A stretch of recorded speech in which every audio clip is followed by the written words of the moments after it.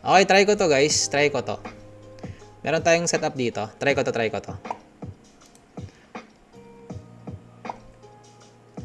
Sell limit tayo dito. Tapos, stop loss dito lang. Okay? Naka-sell limit ako. 74.25 level. SL ko, 111.50 level.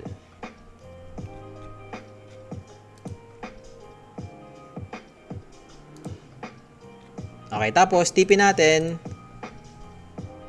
TP natin, guys. Ito lang. Diyan lang. Kung sakali. Dito lang. Yan, diyan lang. Okay na yan. GL. Yes, bro. Salamat. Sana, kunin yung entry natin. Basta gusto ko i-short to dahil gumawa ng equal lows yung ES. Sana lang talaga kunin yung entry natin. Sana lang talaga.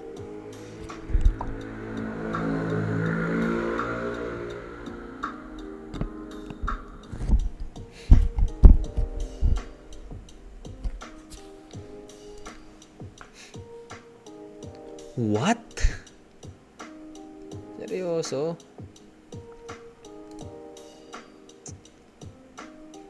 Nakuha na yun. So, nakuha na rin yun.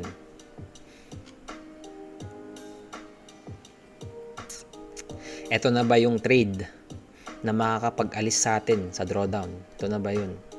Sana ito na yun. Hindi, actually, marami tayong trade na nakakapag-alis sa atin sa drawdown. Pero na-drawdown ulit tayo. Okay, malapit nang kunin yung entry ko. Sana makuha.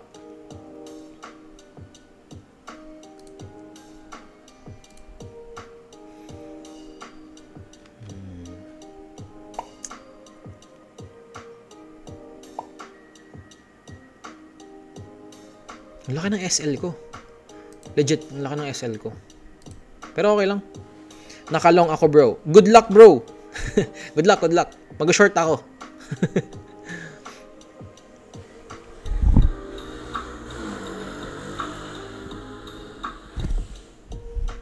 Okay. May the best man wins. May the best man wins.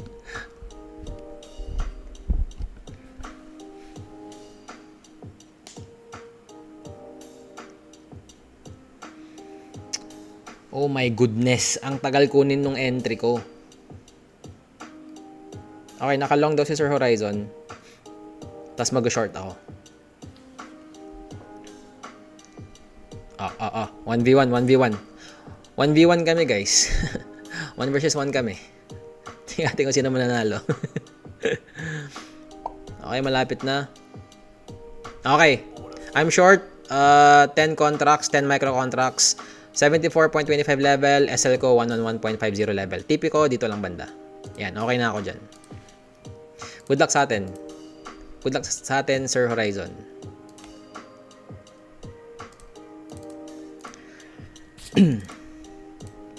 Okay. Ito na yung trade natin for tonight. Ito yung pinaka nag-make sense na trade. Kaya, good luck sa atin.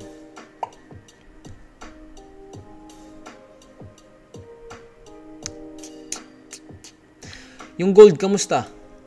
Ito yung gusto kong makita kay gold, guys. Eto. Okay, nice. Gusto kong ginagawa ng gold.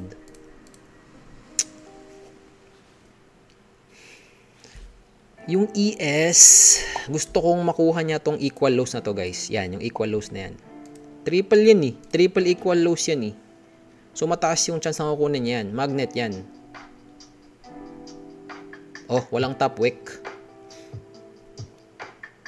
Walang top wick yung ES. Wala rin top wick tong 5 minutes time frame ng NQ.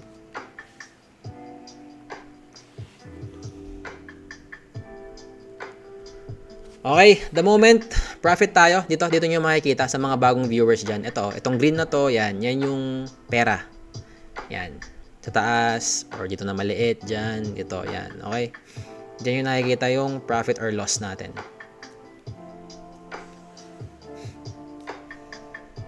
Sino mananalo? Si Sir Horizon or ako? 1v1 trade.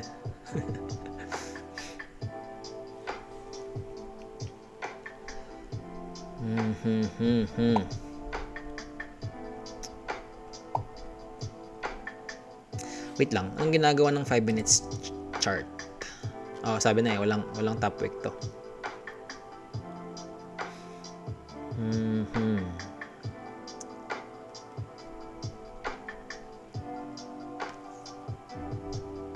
Ano ang ginagawa niya?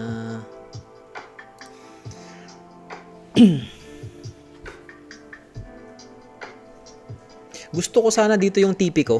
Diyan. Etong lows na to. Kasi feeling ko, ay hindi, joke lang. Hindi pala yung lows na yan. Etong relative equal lows na to. Gusto ko dyan yung TP ko. Kasi baka kukunin rin ng ES. So pag ito yung low na yan, ay joke, wait lang. Ito yung low na to. Ay, ano ba? Ito yung low na to, ito yung low na to. Mga banda dito, yan.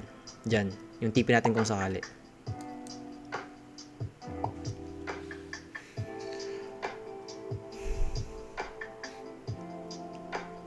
Kasi 1 minute MSS rin to eh, kung tutuusin. 1 minute MSS rin yan. Tapos, respected ba? Yes, respected. Respected yung FBG, tapos sa loob ng IFBG, kaya yun.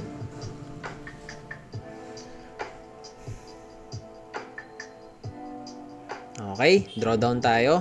Wait lang, ilan yung lost natin kung sakali? Matitrailing ako dito eh. Matitrailing ako dito. 740 USD yung loss natin.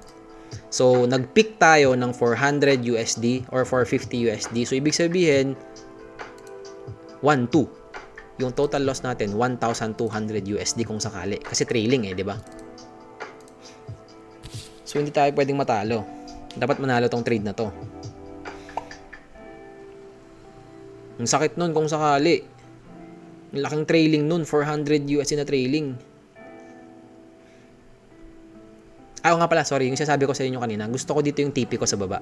Pero kasi FOMC week kasi ngayon eh, hindi nang re-respect ng levels ang FOMC. Legit. Kaya tamang scalpers lang tayo ngayon. Tamang scalp lang guys.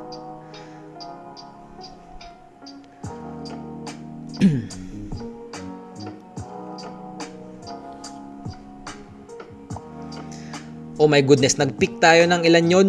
500 USD? 550 USD yata yun. So, ibig sabihin, pag natalo tayo, 700 plus... wait lang, 700 plus 500, 1,2. Hindi, plus yung mga butal kanina. 1,3, ganun, 1,3. Sabihin mo na 1,3, yung total na matalo sa atin kung sakali man.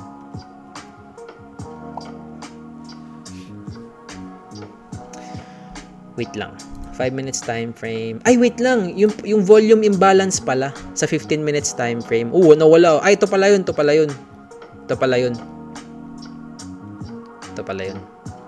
So, meron tayong 45 seconds.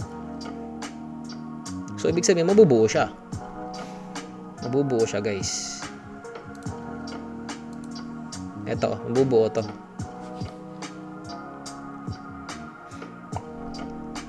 30 seconds. Mas maganda kung mag-close siya. Hindi siya maging volume imbalance. Yun yung gusto kong mangyari. Ito, parang ganito.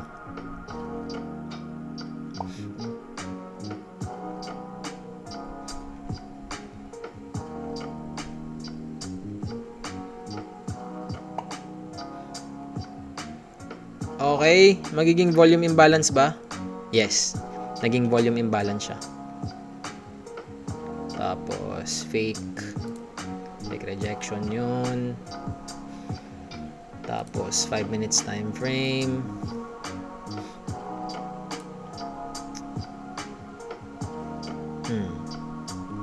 Wait lang, ilang points ba pag dito?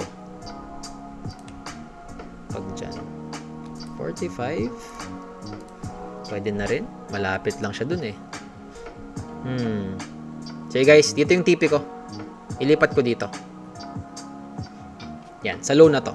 Ilipat ko dyan yung TP ko. Yan, dyan. Dyan lang.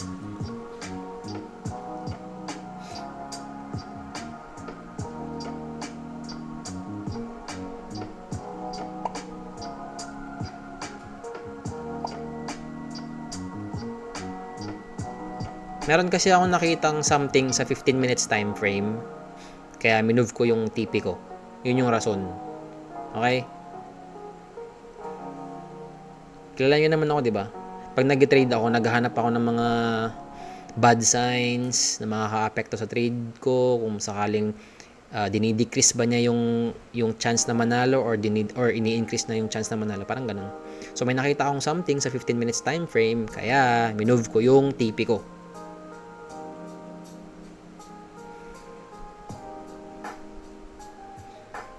Ang tagal niya mag-conso. Ayoko yung ganito. Ayoko yung ganitong conso niya. 1.3 ito pag natalo 1.3. 1,300. Hindi. 740 USD lang pag natalo to. Pero yun nga. Dahil sa trailing drawdown, nag-peak tayo ng 500 USD something. So, 700 loss plus yung trailing 1.3. More or less 1.3. Mamaya sabihin nyo, bobo ko sa mata. More or less 1.3, sabihin mo na.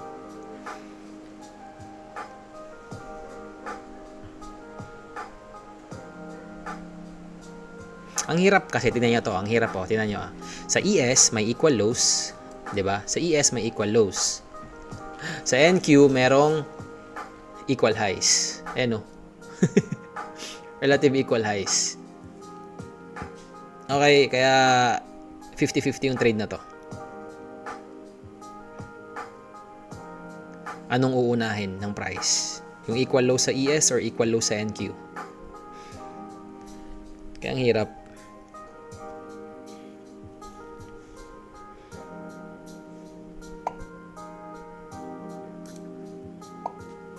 Basta pasok yung confluences natin. Take lang natin yun. Okay. Malapit na tayo ma-SL.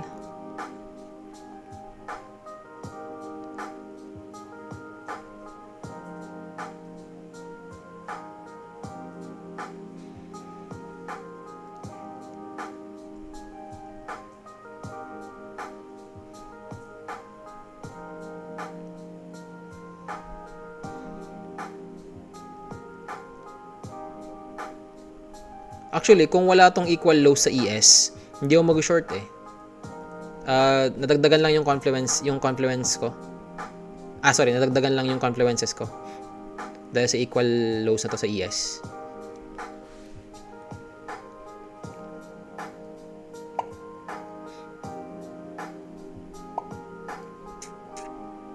Okay.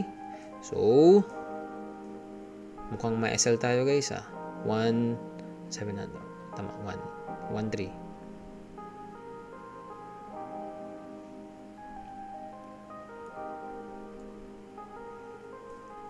Okay, magiging inversion na yun kung sakali man. Sana ma-disrespect yun kung sakali.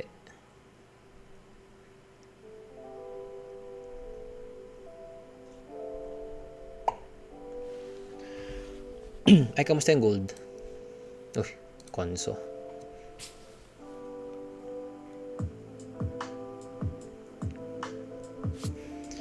Five minutes time frame.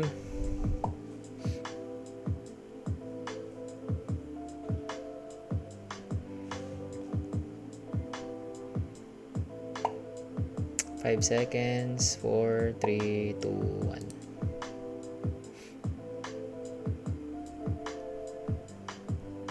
1. Volume imbalance.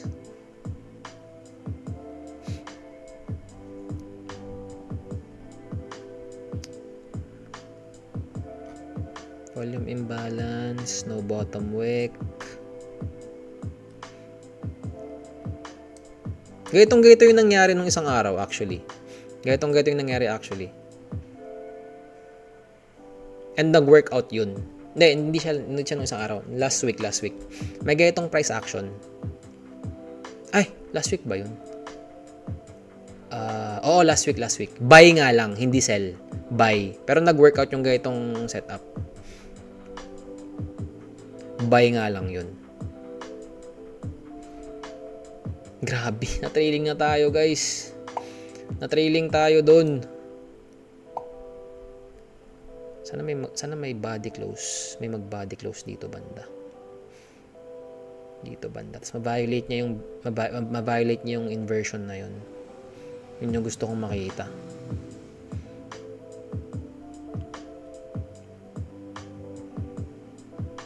Tapos magiging inversion ulit yun, yung FBG na yun. Okay, tingnan natin. Uy, ano nangyari? Uy, naglag. What? Ano yun? Nakita nyo yun? Nag-pick ako ng 1,000 USD.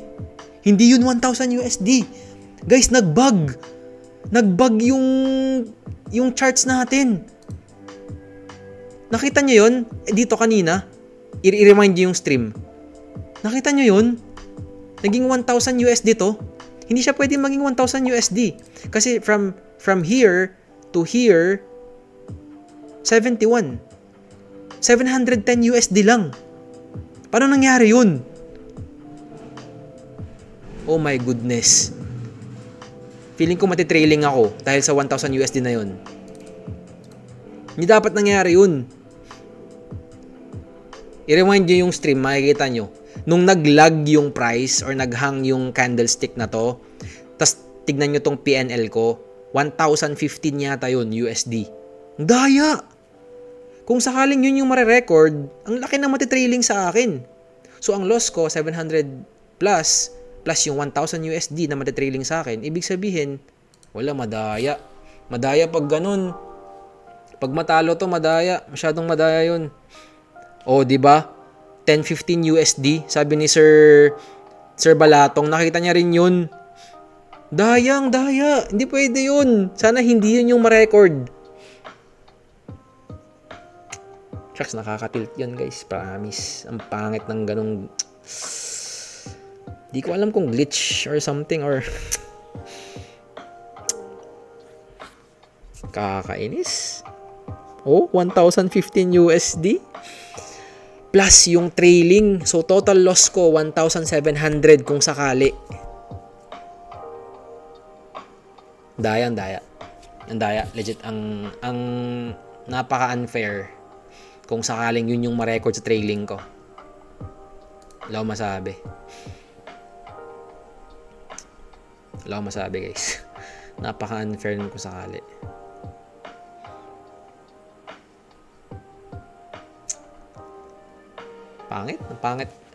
Pangit nung ginawa nun. Hindi ko nga rin alam saan nanggaling yun eh. Wait lang, check natin sa NQ. Baka may ganung move. Sa 1 minute time frame. Uy, wala! Guys, wala oh! Tignan nyo oh! MNQ. Oh, memorize yung tong low na to ah. Yan oh, yung low na yan oh. Oh, ano to? 10-13 low. Nakuha siya. Pero sa 1 minute ng NQ, 10-13 low, hindi nakuha. Oh, see? Ang unfair. Legit, ang unfair.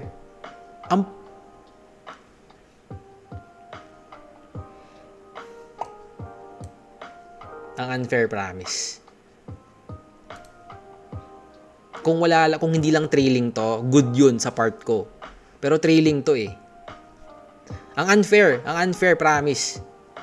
Kingin na mo Apex. Kingin na ka. Sana meron kayong staff na marunong mag-Tagalog. Kinginan nyo. Ba't ganito yung ginagawa nyo? Ang pangit ng ganito.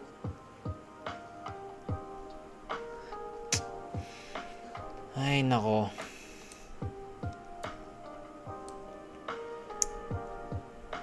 Bakit sinisisi ko yung Apex? Kasi meron dati may nangyaring parang error rin sa mga trades ng mga tao. Tapos sinisi ng Apex yung Tradovate. Pero nung pumunta ako ng Top Step, sabi ng Top Step, wala silang na encounter na ganung error from Tradovate. O, diba? Daya. Tsaka meron ng ganitong nangyari dati. Pangit. Pero yun nga lang kasi, hindi pwede magkaroon ng divergence ang MNQ at saka NQ. Kaya ayoko pang i-close tong trade na to. Hindi pwede yun. NQ, MNQ, magkakaroon ng divergence. Hindi pwede. So, I'm holding on sa trade na to. Pero yun nga lang kasi pag matrailing tayo, sobrang sakit.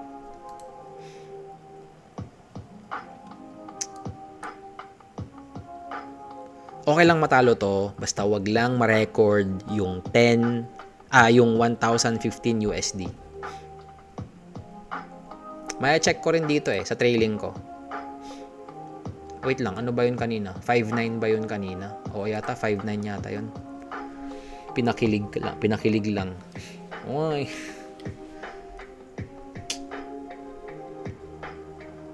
Daya nun kung sakali. Sobrang daya nun.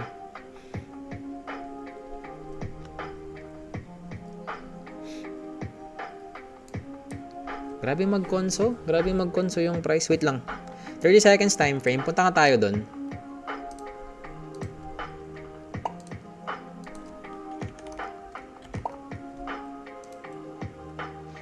Oh, yan oh. Ano to? Yan oh. Ano tong kandila na to? Nang liliquidate siguro ng mga nakalong yan. So, ibig sabihin, pag ganyan yung nangyari, alam nilang tataas yung price. Hindi ko alam. Pwede yun eh. Alam nilang tataas yung price kaya nang liliquidate ng mga nakalongs. Insider trading insider trading.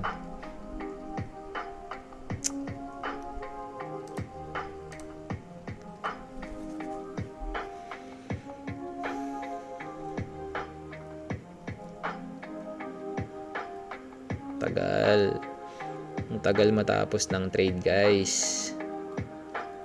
Malapit na pala mag 10:30. Ay, wait lang, kamusta pala yung gold?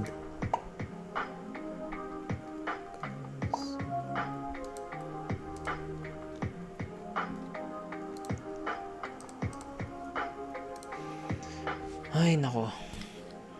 ES. Kamusta yung ES? May ganun rin bang nangyari sa ES? Wait lang. Tingnan nga natin. MESM.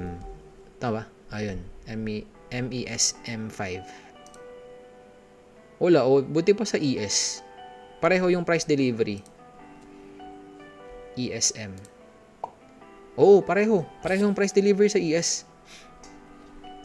Ito lang talaga nagkaroon ng problema sa MNQ na to, na chart na to. Daya talaga. Chinek ko 1 second time frame. 33 points siya. Ang lupit. Pre! Nakakaewan. Ay, nako. For ilan yun kung sakali man.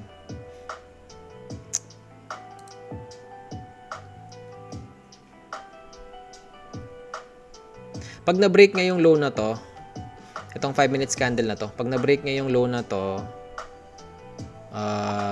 mataas yung chance na susunod niya tong low na to. So, lagyan natin yan ng kandila tuloy. Lagyan natin yan ng line. Okay.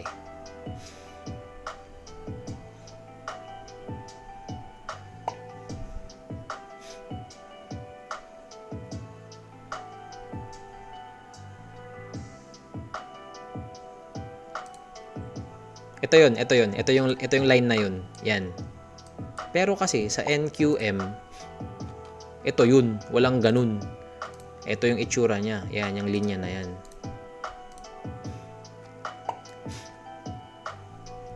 Bahala na. Kakainis.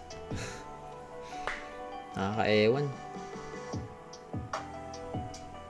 Okay, 10:30 na. 10:30 na, guys. So, expect natin it's either SL or Winto.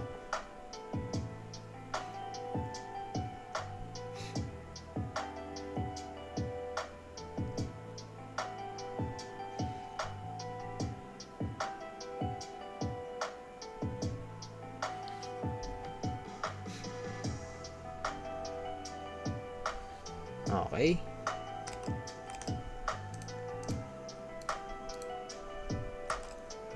Grabe, ang tagal. Ang tagal ng labanan namin ni Sir Horizon. Ang tagal ng 1v1 na laban namin. Good luck sa atin.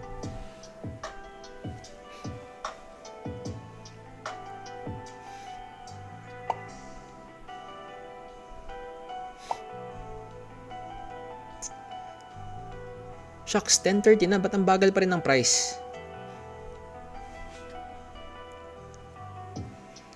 Nag-pick yata ako ng 600 USD kanina. So, ibig sabihin yan, 600 plus 700, 700, 1.3. 1.4 sabihin mo na. Kasi 600 plus yun kanina eh.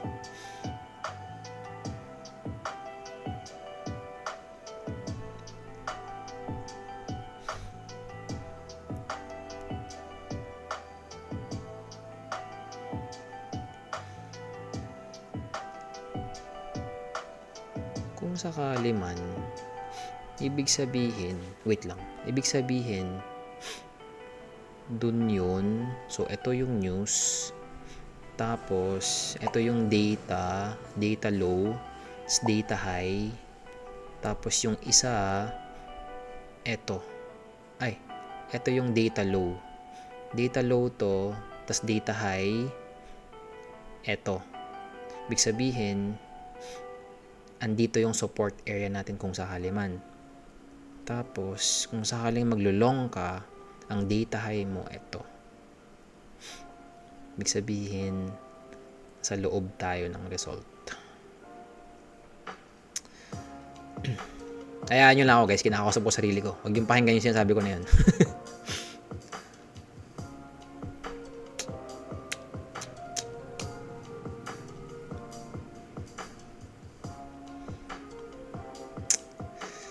5 minutes time frame. Delikado to guys. Delikado to, promise. Nakikita ko na. Delikado tong trade na to. Delikado tong trade na to.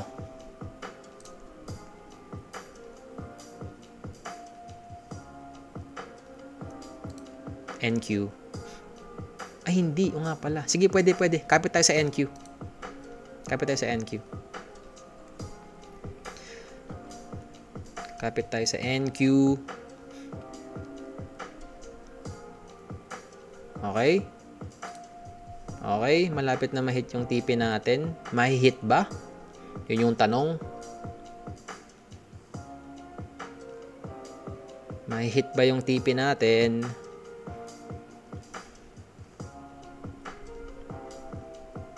Yun kasi yung 5 minutes low eh. Yun yung 5 minutes low ng NQ. Bang! Tapos. Bang! Tapos ang Monday. Okay, that was a win trade. Congrats sa atin, guys. Congrats sa atin. Okay, that was a 910 USD trade. Guys, pa-type nga ako ng W sa chat. Type W in the chat, guys. Tapos, like na rin, subscribe kung nagustuhan yung trade na yon. Okay, 910 USD win yon. Meron akong trade kaninang London, 410 USD.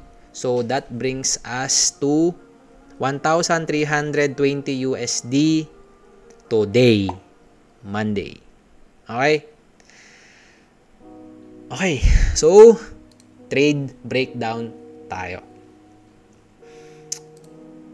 Daily time frame, bullish ako. Okay? 1 hour time frame, bullish ako. 15 minutes time frame, bullish ako. 5 minutes time frame, hindi ko alam. Okay? So, sa 5 minutes time frame, may nakita akong equal lows sa ES. Yan. So, pag may ganitong equal lows, anong sabi ng mga ibang tao? Support daw to. Okay? Para sa ating mga nag-trade, gamit yung strategy natin, liquidity area to. Hindi to support area. Okay?